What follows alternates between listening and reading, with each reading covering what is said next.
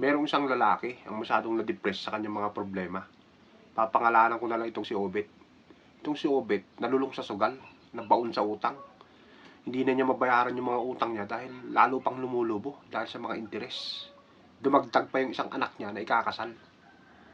Naisip niya yung mga gastusin. Kaya itong si Obet, naisipan niya magpakamatay ngayon. Umakyat siya ng poste ng Meralco.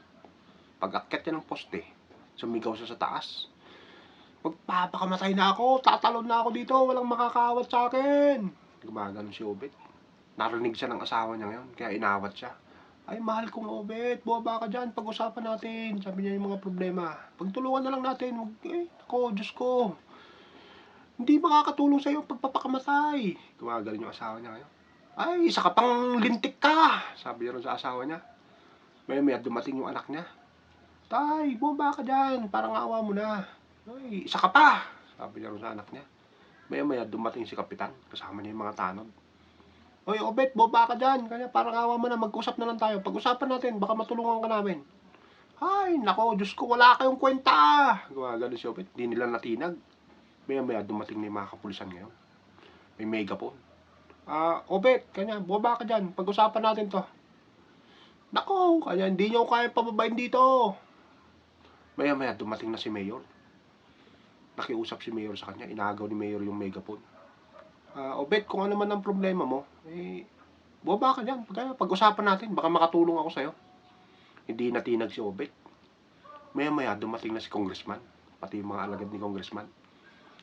Inagaw din kay Mayor yung megaphone. Obet, si Congressman to. Bumaba ka na lang dyan, kanya, pag-usapan na lang natin kung anong problema mo, baka makatulong kami. Hindi rin natinag tong si Obet. Maya dumating na rin si Governor. Kasama yung mga bodyguard. Inagaw din kay Congressman yung megaphone. Obet, si Governor to. Bumaba ka na dyan. Pag-usapan na lang natin, baka matulungan ka namin. Hindi rin natinag tong si Obet ngayon. Walang makakaawat sa akin, sabi ni Obet. Nung akmang tatalo na si Obet, biglang sumigaw tong si Badong, kubrador ng wedding. Hoy, paring Obet, huwag kang tatalon ka niya. Tumama ka sa wedding. Napatigil tong si Obet ngayon. Magkano pare? Ay, grabe, tumbok 500. Ang bilis buwaba nitong si Obet ngayon. Gas-gas yung hita. Nagpadios-os sa poste. Nung malapit na sa kay Badong. Asa na paring Badong yung tama ko? Ikaw naman paring Obet, Chok lang.